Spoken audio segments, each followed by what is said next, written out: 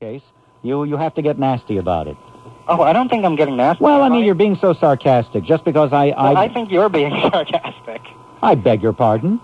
I know you're being sarcastic. Well, that's as you say. Okay. It's for the world to decide. Okay, I don't have anything more to say, so thanks for letting me talk. Thank you very much. Okay, bye. Okay, on WABC, Jake is calling from Ridgewood. This is Jay Diamond. Hi. Hi, Bob. Jay, I'm sorry. I wanted to make the point that a woman called before and said she didn't want the disease coming over here, the Ebola, but it's been over here in the laboratories, the biosafety laboratories. No, I understand that, but that doesn't mean we have to bring more. And this might be a more vicious strain of that disease as well. Did you get the opportunity to read The Hot Zone? Yes, I did read The Hot Zone by Robert Preston. What's his name? Richard. Richard Preston. Yeah, and there's 4 strains of it, just so the audience realizes it. Right. So how do you know that the strain that's making trouble in Zaire now is the same strain as we have here? By the way, it isn't, because what I read to you before from Roger Field's New York Post article, the strain down there with the monkeys in Reston, Virginia, is not the same strain. Yeah, that was airborne. Right. And another point is that... So why go to the trouble of bringing in a more severe strain, a more virulent strain? I agree with you. I just wanted to make... And why are you making an issue out of it if you agree with me? Well, I wanted to make the point to the audience, and I also wanted to make one more point that the disease... I forgot what I was saying. Well, you pull yourself together, son. I was a little nervous, I'm sorry. That's all right. Take a nice Epsom salt bath and a glass of warm milk. You'll be fine. All right, Jake. Buck up, old boy. Hello? Excuse me? Yes. Hi, I remembered. My point was that the media is downplaying it and saying that the Zaire is only 50 to 80% lethal when it's been proven that it's 90% lethal. All right. Thank you very much. Yep.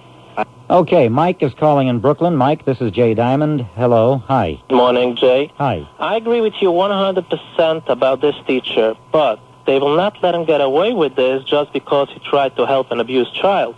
Rabbi Halbrand, the Jewish rabbi, is serving a 12-year sentence in jail also because he tried to help a child. Okay, thank you, Mike. Appreciate it. And Tony is calling in Manhattan. Hello, Tony. Hi. Good evening, Jay. Hi. Jay, you were talking earlier about what health officials are basing their decisions on. It seems to me that they're basing them on special interest groups and in general, in greed. You know, if you remember the gay Olympics that were held in New York City here a while back, where they allowed thousands of HIV-infected athletes to come into New York City, the CDC knew full well that there was a strain of AIDS in Southeast Asia, which is like 100 times more virulent than the one that's here already. It's just like it could be spread through one act of a heterosexual intercourse. And yet they allowed these people to come into New York City. Tony, in all truth, I had not heard that. I'm ignorant of this. Yeah, it's a new strain, a much more virulent one. It's affecting mostly Southeast Asia at this time. Where did you hear that? I read, I believe it was in a Time magazine, and it was the newest strain that they believe will eventually affect the United States. Is that recent? And that's recent. Although Dr. Duesberg maintains, and he's very convincing, that HIV doesn't even cause AIDS. I've heard him, but I have my misgivings about what he says. The problem was that the basis for that being held here was all about all the money it was going to generate for New York City. That seemed to be the only issue at the time, was it was going to bring $100 million into our economy. We had the situation with the Center for Disease Control this past Sunday, said that there are 60 new emerging or re-emerging viruses throughout the world, and that one of the real problems in the United States, they said, was the overuse of antibiotics. And yet we have these special interest groups in the milk industry going through the FDA and allowing the cows to receive... I want to ask you a question. I've talked about the RBGH, I've talked about the antibiotics, but why would profusion of antibiotics have any effect on viral strains? I know that was one of the factors mentioned this past Listen Sunday. to me carefully. Okay. Antibiotics have nothing to do with viruses. They will not cure a viral disease, nor will they impact negatively on it. I think they will impact negatively in that they do tend to change the disease, even though they don't cure it. Listen to me carefully. Listen. Right. It's always good when you don't know exactly what you're talking about to qualify and say, you hear me, I say this, I'm not an expert in this, or I'm abysmally ignorant in this, but I feel such and such. Antibiotics do not have any impact on viruses. They just don't. What can happen is you can create more drug-resistant strains of bacteria. But you have to understand the difference between a bacteria and a virus. Right. And they are different.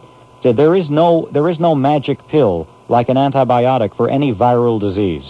Now, you didn't know that? I did know that. You did? Yeah, so why are you telling me that the profusion of bacteria will have an influence on the viral illnesses? What I basically probably meant was like something like tuberculosis, that it would be affected, and other types of Yeah, strains. but tuberculosis is bacterial. That's right. I should have mentioned that there was... Well, it's different. In other words, what you do is you compromise your own credibility. Right. If you have a bacteria and if people are constantly taking antibiotics, particularly if they don't fulfill the total course of the medication, what happens is you kill off those strains of the bug that are more susceptible, but when you stop, all that's left are the more resistant forms, which breed and breed and breed until the resistant forms are too strong to be affected by the antibiotic anymore. And that's where we are now with a lot of cases of strep. Strep used to be instantly susceptible to penicillin.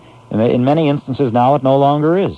Right, that was the flesh-eating disease, and it's the overuse, and that was my mistake, and I mentioned and bring that up. But that was the point, that it would be, and those type of illnesses definitely, it just seems that money is directly. Well, money and radical politics. Right. And that to me is the reason that the health officials are not making their decisions based on the health of the people. And Jay, I just wanted to mention that the Miss Universe pageant, wasn't that held in Africa this past week? I don't know. I believe last Friday was held in Africa. I mean, that's incredible that they would fly in people from all over the world for an event like that, and knowing that Ebola situation is going on there. All right, Tony. Thank you very much. Thanks. Have a good night on WABC. Jay Diamond. That's your opinion. Chris, this is Jay Diamond. Hello. Hello. Yes, Chris, it's Jay Diamond. Hi. Jay, how are you? Good. Yeah, regarding the school teacher, I can't help to think that you're not being sincere with your position on this issue. I'm getting sick of being attacked in this fashion. Really? How dare you accuse me of insincerity? I've been listening to you long enough to know, you can't really think that what he did was helping her in any way. I think that occasionally the activist community makes a point, and this is a case where the power structure is in dread fear of a strong black man who takes strong action. What action was that, Jay? I know what you're trying to be smarmy. Well, you can't laugh at me all you want, Chris. But I stand by my principles. I think I'm laughing with you. You have some nerve. Oh, Jay. What else, Chris? What else? What else? You've insulted me, questioned my integrity, doubted my sincerity. A couple of weeks ago, you were lamenting about people not calling or not feeling appreciated with what you're doing there. I was wondering if you ever saw any relation between your lack of patience with some of the callers and with the lack of phone calls that do come in. Nobody's perfect, Chris. I'll tell you. No, listen to me carefully. Actually, I enjoy it when you get impatient with callers. Listen to me. Listen to me carefully. Okay. Listen to me carefully. I always do, Jay. The truth is that as we go through life, there'll be enough people throwing brickbats at you so that you don't have to help them and throw brickbats at yourself. So my feeling is, whatever my faults are, and I think that, whatever my faults are, compared to the faults of other people that I speak with, they're really not so bad. No? Why shouldn't I be more accepting of myself? Where is it written that Jay Diamond has to be infallible? Did you see that inscribed someplace? That's true. Maybe in that tomb they unearthed in Egypt yesterday, there was a little tablet down there, a faience, and underneath that faience was inscribed in solid gold, Jay Diamond must be infallible, but everybody else can be fallible. But I don't know. Last time I checked, I wasn't the Pope. Are you saying you think that... What I'm saying is I can accept the small foibles in myself that apparently you have difficulty accepting. I don't have any difficulty at all. My answer to you is tough.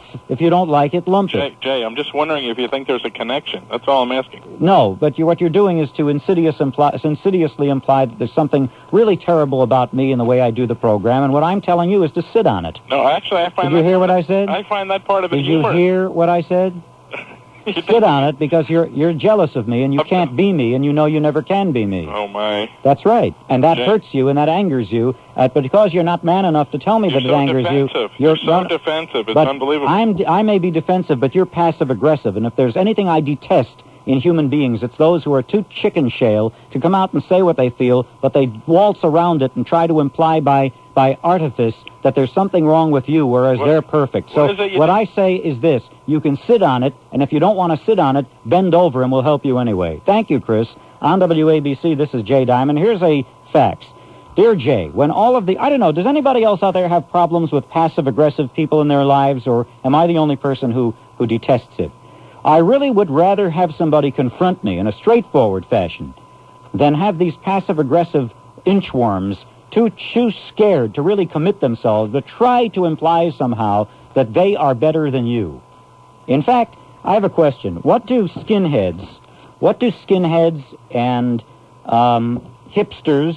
Here are all the categories. What do weathermen, skinheads, 60s left-wing revolutionary weathermen, skinheads, white revolutionaries, black revolutionaries, Nazis, bohemians, and hipsters in Aum Shinriko, Aum Supreme Truth, all have in common?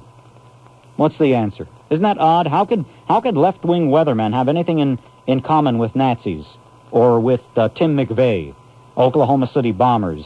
And hipsters and bohemians, what do they all have in common? Their mentality, their stupid, passive-aggressive attitude, the idea that they're better than you.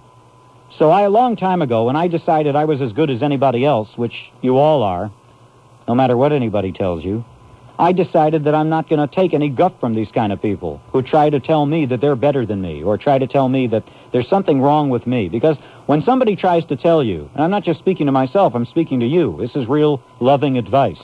When somebody tells you that there's something wrong with you, what they're really trying to do is two things. Number one, make you nervous and unsettle you and provoke a reaction in you so that you'll feel physically and emotionally miserable. That's the first thing they want to do. That's all important. Then the second thing is they want to get control of you. So when people tell you there's something wrong with you, they want to get control of you, and also they want your heart to race, they want you to sweat, they want you to tremble, to get scared, to shake, because from childhood people teach us that we should be perfect. But a long time ago I accepted the fact that I'm not going to be perfect, so my response to people who try to A, manipulate me, and B, make me feel physically or emotionally uncomfortable by telling me that somehow I'm at fault is one big fat up yours. And I say that if anybody comes at you with that kind of attack, that you should say to them, up yours as well. But that's what all these cultists have in common, too, the idea that they're better than you. But here's the great irony.